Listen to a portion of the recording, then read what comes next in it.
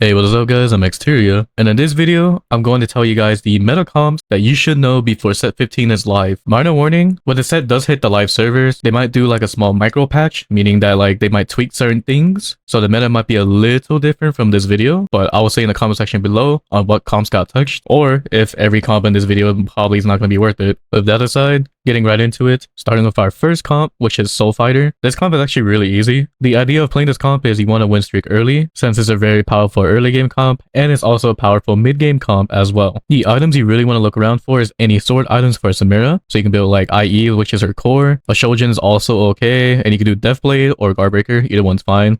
Essentially, it's just every sword item you can put on her. And for Gwen's case, having Jewel Gauntlet and Ashe is like the best combo. If not, you can put whatever AP items you want on her, but her core item would be Jewel Gauntlet. And for Set's case, because you're playing Samira as the main carry most of the time, unless you somehow high roll Gwen first and you have AP items instead, but having an even Shroud on Set would be the best, and then whatever tank items you can find. Apparently these are his BIS that we currently know. The fruit you want to put on Samira would be Crimson Veil. This one is like the best one I would say on her, and I would recommend it because the way how her ability works is she would cast about around 5 times, and the 5th one makes her dash to the front line. Therefore, you kind of want some sort of sustain on her so she doesn't die. So Crimson Veil would be probably best for that. If you think you want to put Hajj on there to make her more powerful, in all honesty, it's not strong enough for her to do damage. It would be better just to have Crimson Veil as the lifesteal fruit. Another really good fruit on Samira would be Precision. This fruit will make her attack speed basically non-existent, but it converts the attack speed into straight damage. So therefore, Samira will do a lot of damage. And if you're wondering if this fruit will make her cast less, funny enough, it's kind of the opposite because you gain 10 more mana every time you do attack.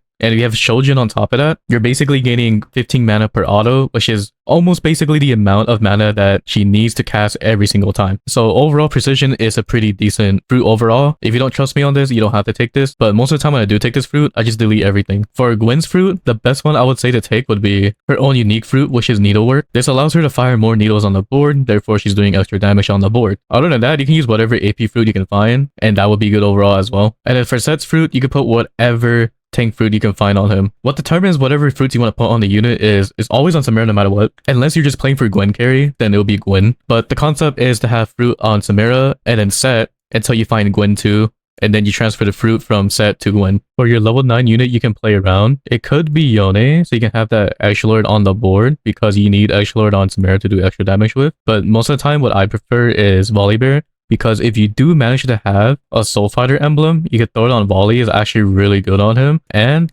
I don't know why it's not working. Alright, basically just imagine he has Soul Fighter emblem. You can take out the Callista and then throw in a Braum, and you get a lot more synergies this way because you get 2 Luchadors and you also gain 2 Bastions. But if you don't have the emblem, then you just keep the Callista on the board and you just play this board instead. Unless you have a Fawn somehow, then you can throw back the Braum so you can have extra synergies on the board. Unless you have a Yone too somehow at level 9 when you roll down, then you can use him instead as well. It's just as long as you have some sort of level 2 Edgelord is all you need. The opener you want to play around is Callista, and you want her to hold the items for Samira, so the best one would be IE, since IE is core item for Samira. And then your main tank could be a Neferi. So these two are the units you want to play in the early game because you start Soul Fighter at the beginning. And I would say the best item to start with would be Even Shroud, because this allows you to gain Armor Shred and it's a pretty good take item for Set as well. Then units you could play around could be Aatrox, since Aatrox is a Juggernaut. And you could throw in a Katarina if you want to for Executioner. But if you don't have her, you can throw in a heavyweight unit like Zac. Either one's fine. And then at level 5, you could transition into having 4 Soul Fighter. I feel like this is stronger than having Executioner.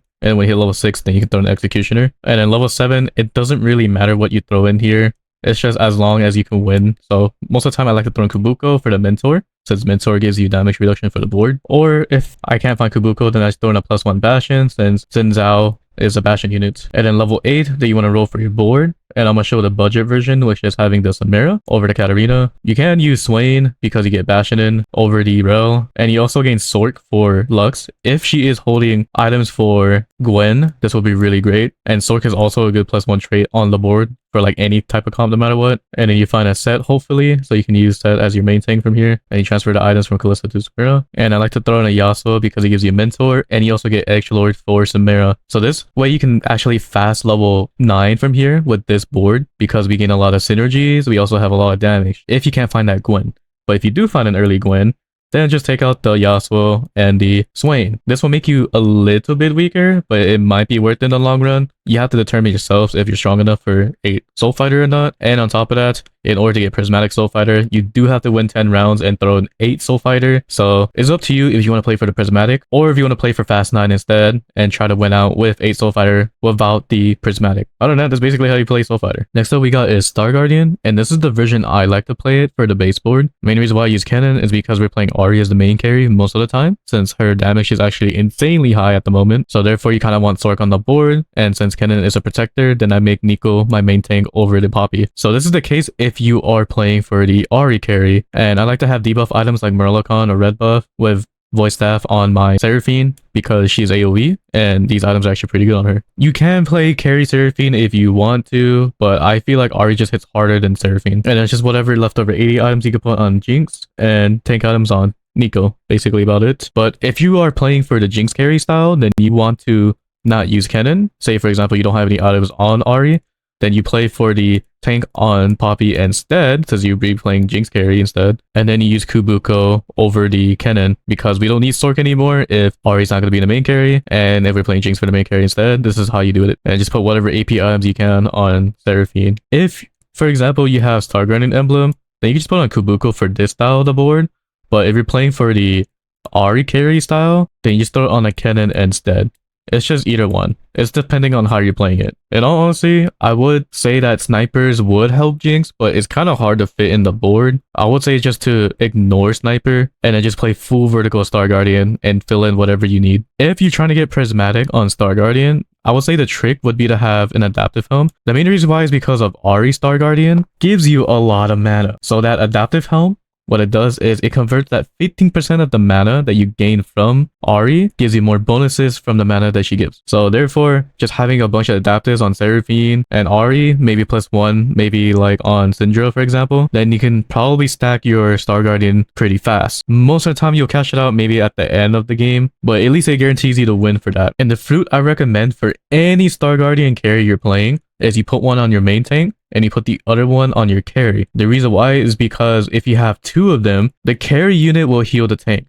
So therefore, put it on your main tank and your main DPS. Other than that, there's not really much to say about Star Guardian. The opener is very easy. It's just Star Guardian opener, and then just high roll your units and hope for the best. Next up, we got one of the most broken units in the game, and that is Daruis. He has 2 different ways of playing the board. You can play either Mentor with Supreme Cell, or you can play full-on heavyweight with either Kog'Maw or Smolder carry as your backline. What determines if you want to play one or the other is depending if you start with either the Lulu, because Lulu transforms into Kog'Maw, or Smolder, or if you start with the Kaisa. Either one is fine. The itemization is different as well for Daruis, because for the 4 Mentor style, you play with BT, Sterax, and Titans. Compared to playing 6 heavyweight, you play full damage with IE, Hawk, and Sterax. The main reason why is different because heavyweight gives you a lot of HP, so therefore you don't really need to look for defensive items compared to playing the 4 Mentor style, because you only have 2 heavyweight on this style. But if you're gonna play the 4 Mentor style, you also play for carry Kaisa, so therefore if you don't have too many items, I would recommend maybe playing this board instead. You can just get rid of the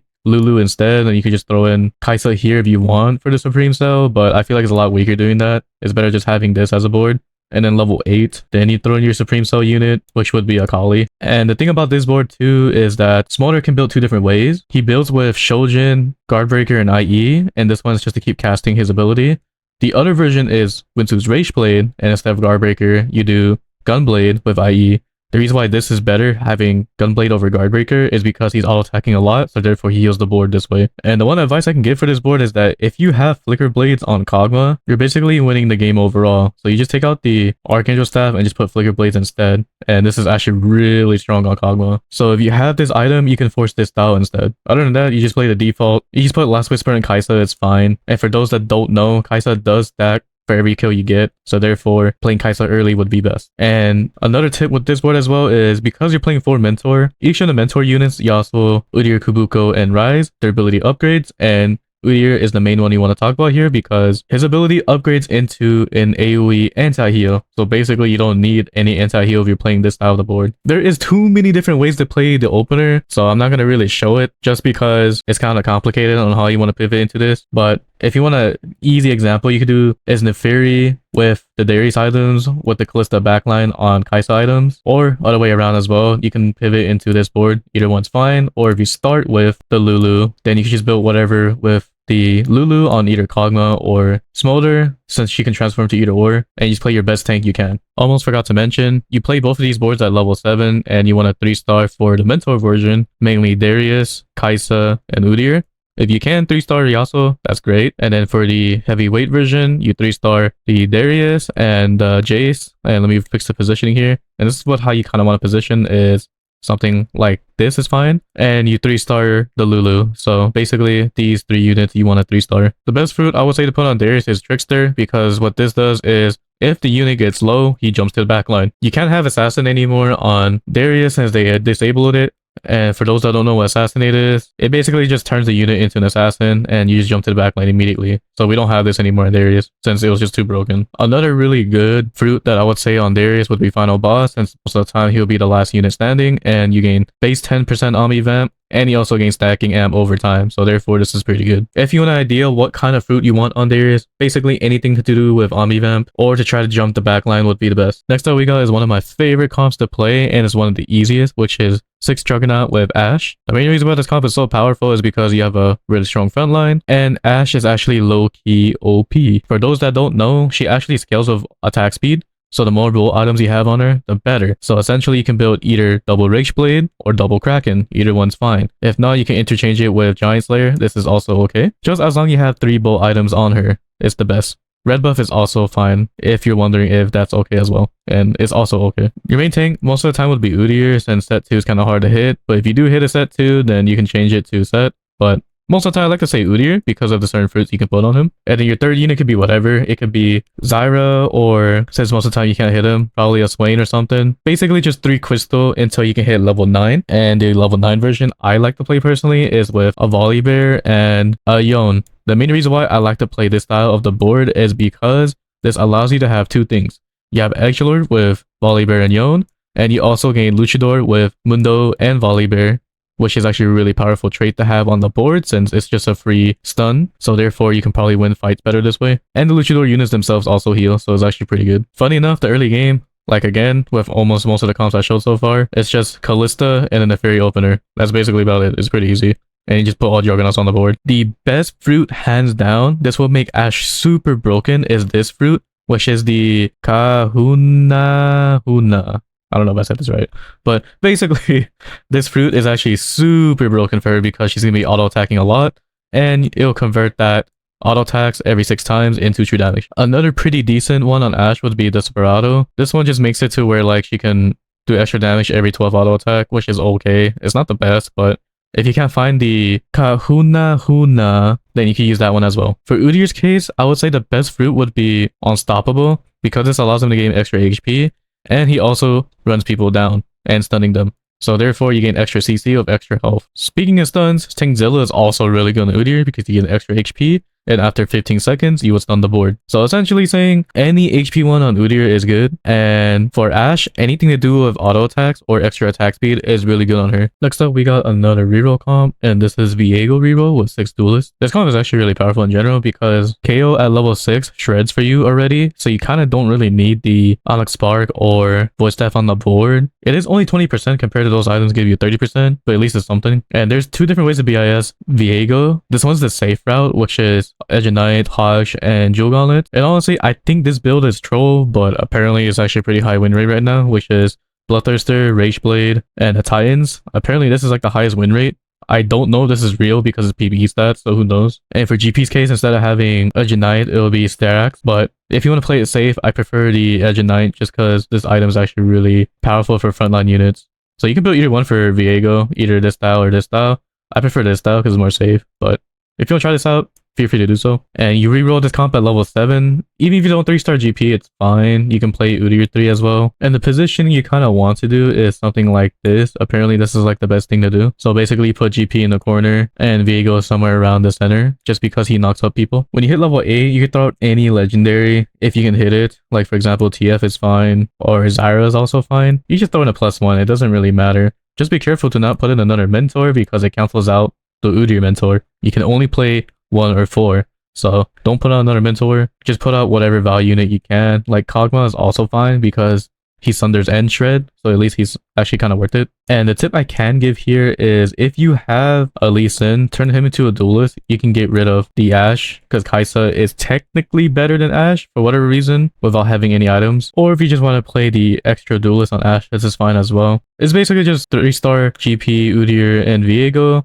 And then when you hit level 8 and 9, just hope for the best to put whatever you want. The opener I would say to do could be KO with a Zac. Unless you get a GP drop, then this is actually really strong as well to do. Then you can play either here from Mech, or you can play having an Aatrox because you get the extra heavyweight. Let's just build whatever you can with Duelist or the best board you could possibly build. For Viego's best fruit, I would say it would be Stretchy Arms. The main reason why is because you gain extra attack speed. And it also allows you to gain extra range on Viego, so it's actually pretty powerful on him. Other than that, you can choose any other Omni Vamp one, it's fine. Or another really good Viego fruit as well would be Blink Attack. This is actually surprisingly really good because every time Viego kills a unit, he will dash to them, dealing a lot of magic damage, which is actually kind of insane. For GP's fruit, I would say Trickster is probably like one of the best because this allows you to go to the backline and just one-shot everything. And if you put it on both Viego and GP, that's even better because you gain a lot more amp on top of that. If not, you could just look for any Omnivamp ones, or you could do the Stretchy Arms as well on GP. It's actually fine to do on him. Next up we got is Xayah Reroll, and this comp is actually really easy. You just kind of have to start with Xayah in order to force this comp, since this comp isn't too strong, but it is strong if you 3-star Xayah with Yasuo, and then one of your main tanks could be either Xin Zhao or Shen. Since Shen is a crew unit, a lot of crew reroll players would probably make him level 3 before you could. So if you can't make him level 3, it's fine. As long as you 3-star Yasuo and Xayah, you're good to go. You want to reroll this comp at level 7 because in order to fit 4 Bastion and 4 Extra-Lord, you need 7 units on the board. You can substitute this Leona for whatever Bastion, but you cannot substitute the Samira just because you kind of need that slow fighter with Xin Zhao to make him stronger. But if you really need to have 4 Extra-Lord, then you can substitute the Samira with the Volibear for a bit until you find Samira. And your BIS for Xayah, you have to build a Gwyn's Rage Blade on her. That's one of her core items. And then you can build whatever after that with either Deathblade or Kraken, and either Gunblade or Deathblade as well. For Yasuo's case, you need Edge of Night, and then whatever items you can build on him. For your tank, you need Even Shroud because you need some sort of armor break on the board. And then you can build either Sunfire and then +1 tank on him. When you hit level 9, you kind of want to play for more Edgelord units. So you basically play Yone and Volibear. Since Volibear is a Luchador, you can get rid of this Leona for a Luchador unit, which would be Braum. So you still have 4 Bastion either way. Overall, when you do hit level 8, there's not really much you can do. Just place whatever unit that you can, and when you hit level 9, then you can play for the cat board. For Xayah fruits, I would suggest having Kahuna Huna, since you are going to auto attack a lot on her. This will give her extra damage. Or you can also do double strike, since she is an edgelord unit. She has a lot of base AD, so having extra auto attacks would help with more DPS. Or Desperado. If you have like double Gwyn's Rage Blade for a reason on her, then this fruit would be pretty decent overall on her. Essentially, just look for any on-hit ones or any attack speed ones on Xayah. It would be best. And then for Yasuo's case, if you do decide to fruit him over your tank, I would say Crimson Veil is really good on him, or any other Omni Vamp you can find on him is great as well. For Shen's case, I would say his best fruit would probably be Resistant, just because he has high amounts of magic resist from his ability. So if you have this fruit on him, he'll take way less damage overall in the long run. If not, you could do something like Tankzilla is pretty decent just because it gives you a lot of HP and it also stuns the board after 15 seconds. Or you could do Living Wall because it will give Xayah more attack speed since it converts the armor and magic resist into attack speed for your backline. So this will be a good tank / support one overall. Next up, we got a pretty easy comp and is Bastion Snipers. If you want to know more in depth about this comp, I do have a video about it. It'll be this thumbnail here if you want to check it out. But the difference between that video and now is that instead of going for Shojin on Jinx, you go Kraken instead because triple damage items is actually better on Jinx, so she can one-shot everything. Other than that, everything else about the video is the same, and I'm not gonna go too in-depth in this video since I am, for one, tired, so I want to go to sleep, and 2, it's not that hard to play. It's just open with 2 snipers, 2 Bastion, and try to build up to this. The main thing I could say is build an Even Shroud if you can. If not, you can put Last Whisper on another sniper, like for example either Varus or Gnar. The best fruit I would say on Jinx would be Classy, so you can one-shot everything. This is also good on Varus as well. Or if you really want to nuke the board, precision is actually pretty good on Jinx as well. You will have no attack speed, but it will convert the attack speed into damage. Other than that, just look for any damage fruit for Jinx that could potentially just up your attack damage. If you want to find one of the best fruits for Varus, I will suggest Doom Barrage because this allows him to cast his ability infinitely and is actually really OP on him overall. If you want to put the fruit on Leona instead, you can have Living Wall. I would say this is the best because you get extra armor and magic resist for her, and the attack speed bonus you can get for your backline unit, since it will convert your armor and magic resist into attack speed for the backline. If not, you could do other tank ones that can give you health, like for example, Tank Zilla, or just any HP one overall is good on Leona as well. Next up we got is a comp where if you have the artifact item Blight and Jeweled, then you should put it on Malzahar. This is actually his BIS. But if you don't have this item, then you can play this comp either way. Say, for example, that you wanted to play Yuumi, but then it's heavily contested. So you can just pivot into this as well. In order to play this comp, it's essentially just all prodigies. And you use Cassante because it gives you both Wraith and you can get Protector with Rakan. And Rakan gives 3 Academia with Ezreal and Yuumi. To play this comp, you want to roll at level 7. So basically saying level 7, you don't have the Seraphine. And then you can just add her in when you hit level 8. So you can have 5 Prodigy. Rammus kind of needs a Gargoyle Stoneplate plus 1 HP item like either Warmonks or Spirit. Either one's fine. Or you can do both. And the trick for this board would be the fruit. And that is to give it to Rammus because Rammus, how he works is for each round he gains a certain amount of XP and he levels up, and you want to hit him to his max level so he can unlock his potential abilities. There's a fruit that can give him more stacks, or XP technically saying, which is Bestest Boys. This makes it to where they could just gain more stacks over time. Or there's another one that gives you straight 15 stacks off rip. I actually can't find that fruit right now, but if you do find it, it gives you like straight 15 stacks, so you can potentially just hit level 30 super quick. Other than that, if you want to put a fruit on Malzahar, which you should, this is your carry, any mana one is fine, so you can just keep casting infinitely. Or you can get Soul Chipper, because Malzahar's ability is a dot damage, meaning it will continuously just hit over and over. So therefore, this fruit will just make their magic resist go to negative. So this one is actually really powerful for Malzahar overall. The next comp we're going to talk about here is a mix of playing Mech and Mentor. If you want to, you can play full vertical 7 Mech, but this way is actually really powerful because it allows you to play at level 8. Essentially, the concept is you want to play GP as the Yone item holder because he's actually super powerful, and you also gain a lot of gold because there's 40% chance, or basically like 25% chance or higher to gain gold on the kill. So you'll just be farming a lot so you can fast 9 with him, and you just transfer the items over to Yone when you do find them, and whatever AP items just throw it on Rise, and whatever tank items just throw it on your J4. The fruits you want to look for on Yone is any of the Omnivamp ones or any of the damage ones, but my personal favorite would be Stretchy Arms because it gives him a lot of attack speed and you also gain range on takedown, so therefore he could just sit there and just auto attack from across the map. If not, Final Boss is really good because he's usually the last one standing, so therefore he's going to gain a lot of damage overall,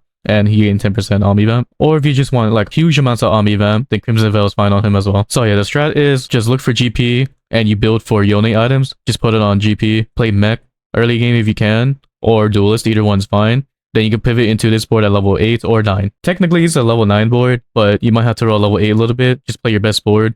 You can use Volibear instead of Yone. That will drop you down to 3 Mech, which is fine because Volibear 2 is better than having nothing on the board. So you can transfer the items from GP to a Volibear 2 until you find Yone. The last comp we're going to be talking about here is Fast 9 boards. I'm not going to show all of it in this video. If you want to check out how to play Fast 9 and all the boards, you can check it out from this thumbnail here. But this is another comp that I actually didn't explain in the video because I actually just found this out today. Essentially, it's just 3 Mech and you play around either Xayah carry or Gwen carry. And it's the same concept with that level 9 video where you play for Volibear and Braum because Luchador synergy is really good for fast 9s. And the main carry is going to be your Yone. Any Omnivamp fruit or any damage fruit is good on Yone. Doesn't really matter which one. As long as you level 2 him, he'll just kill everything. The strat is the same thing like the Mech Mentor. If you want a fast 9 for this board specifically, just play for GP carry at the beginning, and he will carry you all the way to level 9 because his ability is after he gets a kill, he has a high amounts of chance to gain 1 gold.